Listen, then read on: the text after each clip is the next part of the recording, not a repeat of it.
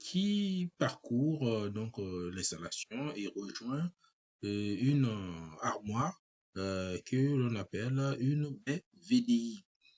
Et cette baie VDI comporte un certain nombre d'équipements qui vont assurer la communication et la mise en réseau de l'installation. Une fois, on peut approfondir la connaissance sur cette baie VDI, à savoir donc les panneaux passe-fil à l'intérieur. Donc nous avons cordons qui sortent à la fois de cette baie, mais aussi des cordons qui font des interliaisons entre les équipements. Nous avons des obturateurs, nous avons des tablettes pour pouvoir poser des équipements et aussi nous avons des tiroirs optiques intérieurs et des panneaux de différentes natures, que ce soit des panneaux pour rocade, donc des panneaux type 24 ports ou 12 ports. Et nous avons des tiroirs optiques également. Je veux dire, on peut le retrouver dans une baie. Alors, comment fonctionne de façon générale l'architecture d'une installation VDI? Comme vous pouvez remarquer, dans un premier temps, donc on va travailler sur la partie téléphonique. Nous avons l'autocom, mais juste avant l'autocom, vous avez ce qu'on appelle la ferme. La ferme, c'est une sorte de- d'équipement sur lequel la rocade cuivre arrive et qui va faire le dispatching. La ferme fait le dispatching pour envoyer les coordonnées vers l'autocom. Puis de l'autocom, nous allons raccorder à un équipement, une baie qui va s'appeler la baie RG, téléphonique. Donc c'est un répartiteur général téléphonique. De l'autre côté, nous allons disposer de serveurs informatiques. Ces serveurs informatiques vont être reliés à une baie qui s'appelle RG Info, répartiteur général informatique. À partir de ces installations, nous allons faire les raccordements vers des secondes baies, des petites baies qu'on appelle des sous-répartiteurs. Donc, RE sont repérés, tels que sur le dessin, différents étages. Bien, c'est à partir de ces sous-répartiteurs que nous allons faire sortir l'ensemble des cordons pour irriguer les différents plateaux, les différents points où on a besoin de faire une connexion informatique au réseau. Nous pouvons remarquer que le répartiteur téléphonique dispose d'une liaison directe vers chaque répartiteur, vers chaque sous-répartiteur, comme on peut le distinguer ici. C'est ce qu'on appelle aussi des rocades téléphoniques. Alors, ces rocades téléphoniques peuvent avoir plusieurs caractéristiques. 60 paires, du 12 paires, du 7 paires ou du 24. On a différents choix à ce niveau suivant le besoin du marché. Par la suite, nous avons également les répartiteurs, les liaisons en rocade informatique entre le répartiteur général et les sous-répartiteurs. Cette liaison est matérialisée ici. Et nous remarquons aussi qu'il y a une liaison entre les répartiteurs, entre les sous-répartiteurs, les, entre les sous-répartiteurs. Donc, nous avons des rocades informatiques qui permettent également de faire la connexion sous-répartiteur. Pourquoi? Parce que notre objectif est de faire un réseau informatique. Le réseau informatique, ça suppose que l'ensemble des sous-répartiteurs soient liés entre elles pour faciliter la communication et aussi les échanges de données entre les différents sous-répartiteurs et le répartiteur général.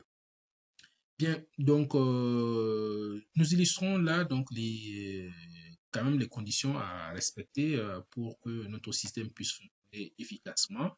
Bien, il faut remarquer que entre la prise terminale RJ45 et le sous-répartiteur ou le répartiteur.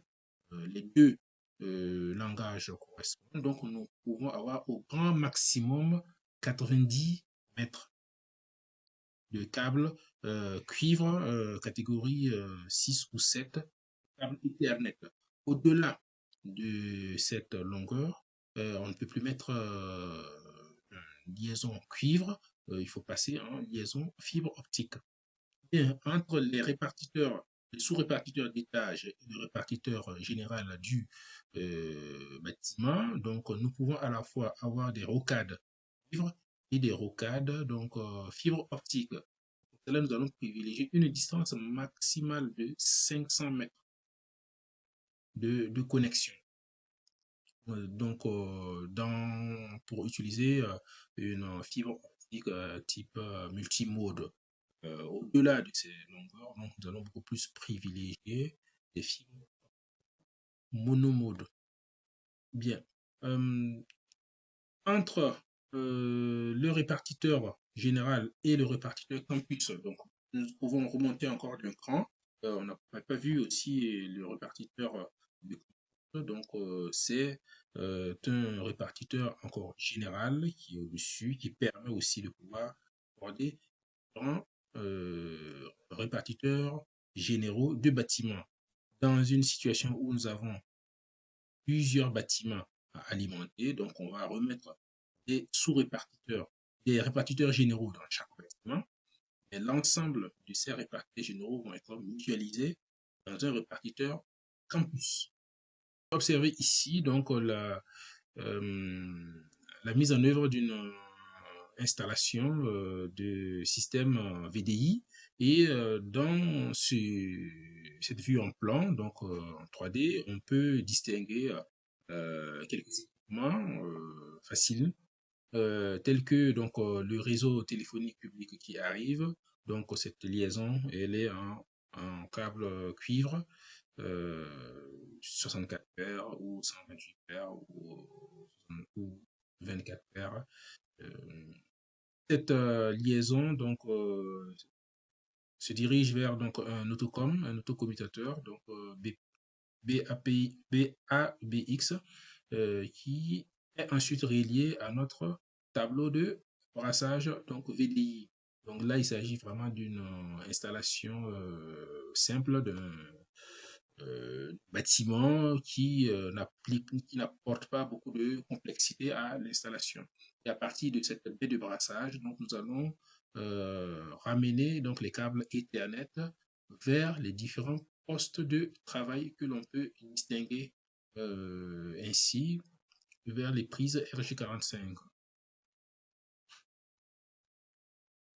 Donc, alors, il faut savoir que dans une baie informatique, nous allons travailler vraiment à la banalisation des prises de courant. Qu'est-ce que ça veut dire une prise de courant banalisée? Ça veut dire que sur une prise de courant, nous devons avoir la possibilité de pouvoir connecter différents types d'équipements, tels que le téléphone, fax, une caméra, un ordinateur ou un système de contrôle d'accès.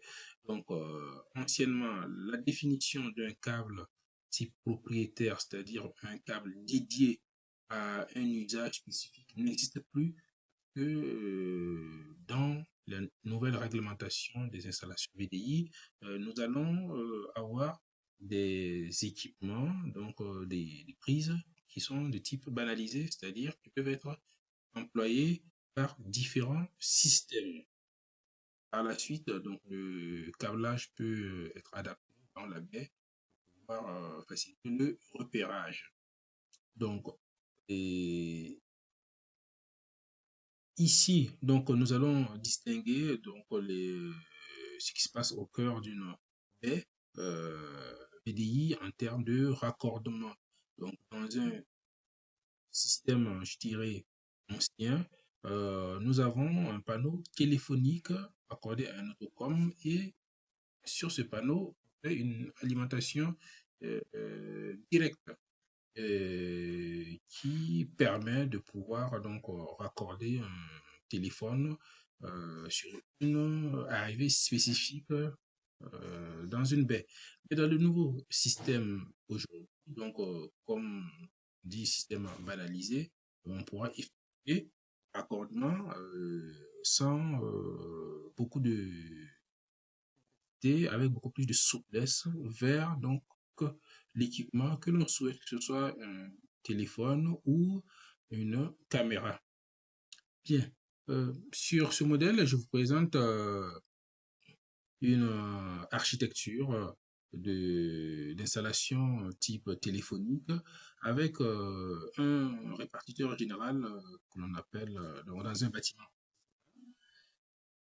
Bien, à partir de ce bâtiment principal, nous avons la baie, répartiteur général qui est raccordé à l'alimentation, à l'installation, qui est raccordé à l'installation donc de l'opérateur qui apporte un câble qui peut être type 4 paires ou 128 paires ou 112 paires. Bien, donc à partir de cette rocade donc cuivre que nous allons ramener sur notre plateforme, bien nous allons faire un brassage sur nos panneaux. Et à partir de ces panneaux, nous pouvons maintenant alimenter l'ensemble des sous-répartiteurs. Donc, nous allons ramener cette alimentation vers le switch qui se trouve donc dans ces sous-répartiteurs. À partir de ces sous-répartiteurs, nous allons faire une distribution capillaire, c'est-à-dire que nous allons amener donc nos liaisons vers des panneaux de passage et faire la distribution sur le plateau ainsi que l'on peut faire un système de distribution simple avec un maillage en étoile. Donc, je dis en étoile parce que nous avons le répartiteur général, puis des sous-répartiteurs qui sont dispatchés que l'on va alimenter par des liaisons directes. On peut retrouver également ce type de câblage aussi avec les installations informatiques. Donc, nous avons sur notre répartiteur général informatique du matériel actif, des serveurs qui vont être connectés au tiroir optique et nous allons privilégier donc des liaisons en fibre optique vers les différents sous-répartiteurs. C'est ce qui nous permet également de faire cette irrigation donc en étoile. Remarquant au passage que dans chaque sous-répartiteur, nous avons également donc du matériel. Il faut rappeler que ces sous-répartiteurs, une fois que le rocade arrive, il va être connecté à un tiroir optique. Du tiroir optique, on va faire la liaison vers les switches. Bien, c'est simplement donc un poste de travail dans une installation informatique. On va être composé donc du courant et de prise RJ45. Donc nous pouvons retrouver plusieurs configurations et les configurations qui sont assez courantes, c'est deux prises de courant plus une RJ ou quatre prises de courant plus quatre. Donc, il faut voir que les câbles informatiques téléphoniques cheminent sur un chemin de câble séparé du chemin de câble destiné au câble courant fort et on privilégie donc un espacement de 30 cm entre les chemins de câble courant fort et les chemins de câble courant faible afin d'éviter donc les phénomènes de perturbation électromagnétique. Un câble qui est traversé par un courant électrique émet un champ électromagnétique qui peut perturber les signaux contenus dans les câbles Ethernet. Donc, dans l'installation, donc on va retrouver également la mise en œuvre de ces postes de travail qui peuvent être effectués sur une plainte. Et à partir de là, plusieurs peuvent se distinguer. On pourrait mettre 4 courants et 3 RJ45. On faut veiller quand même à séparer dans la goulotte les cheminements des câbles courant fort et courant faible en respectant vraiment le compartiment de chaque alimentation ou de chaque câble courant faible. Bien, le cœur de notre système tourne autour de baies. Voilà.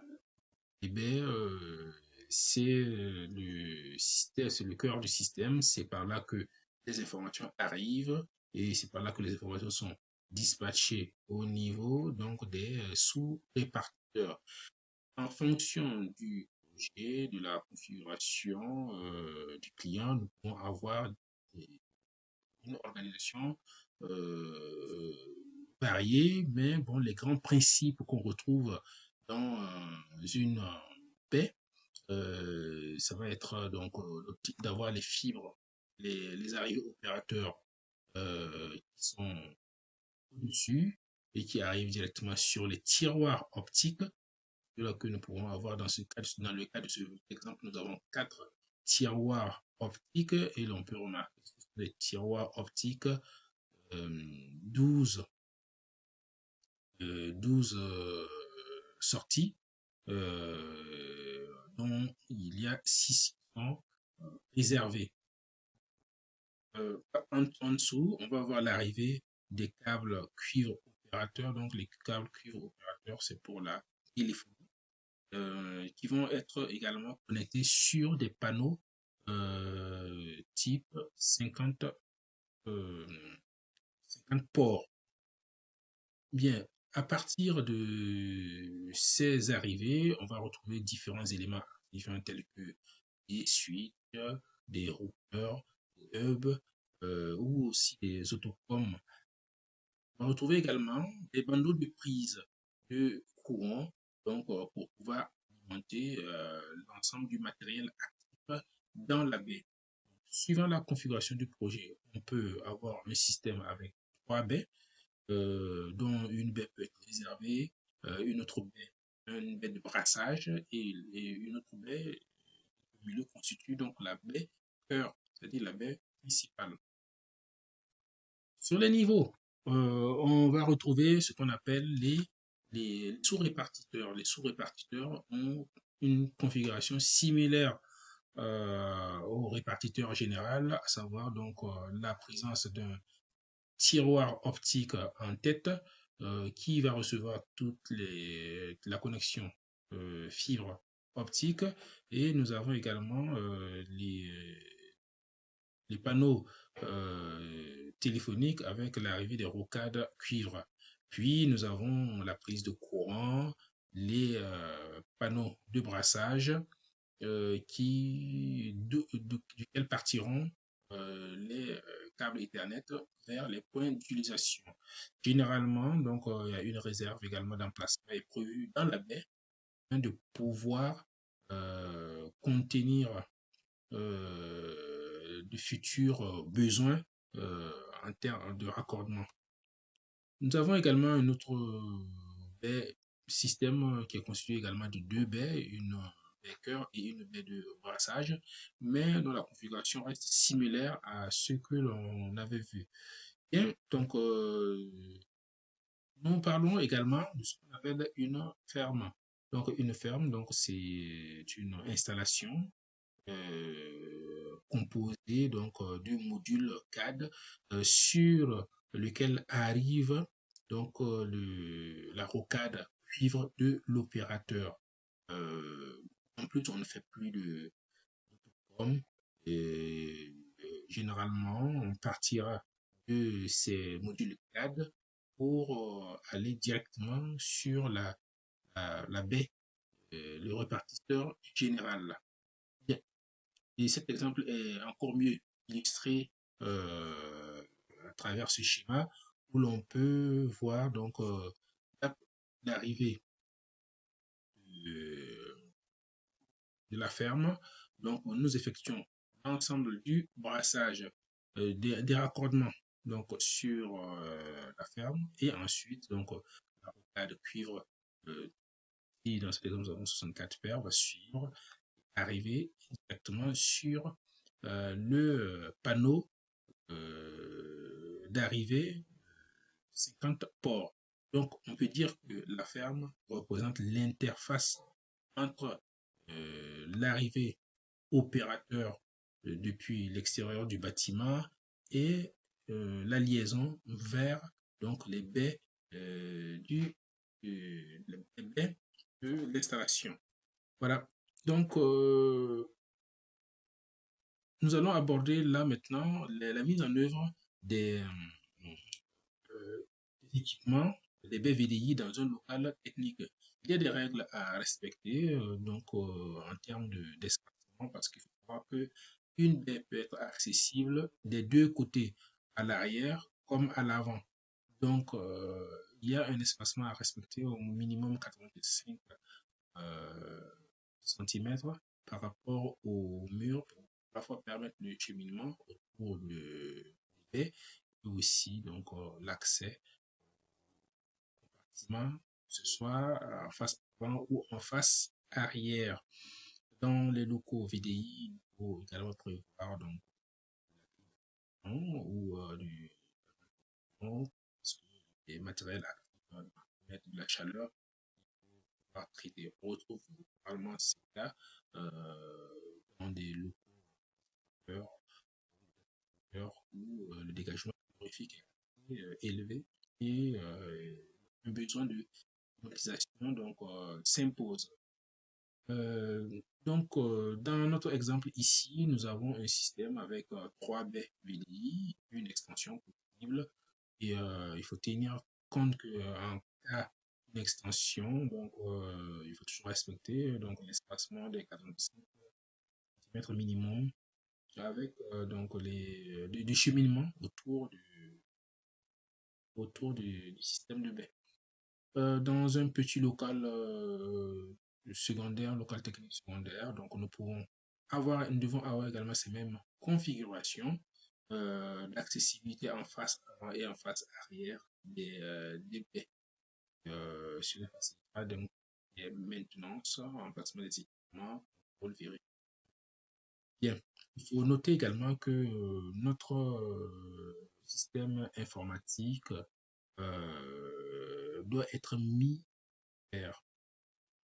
Il est très important de mettre les châssis, les chemins de câbles à la terre pour pouvoir pallier, donc éviter donc, le risque foudre, parce que nous avons des équipements qui sont cibles et la mise à la terre pour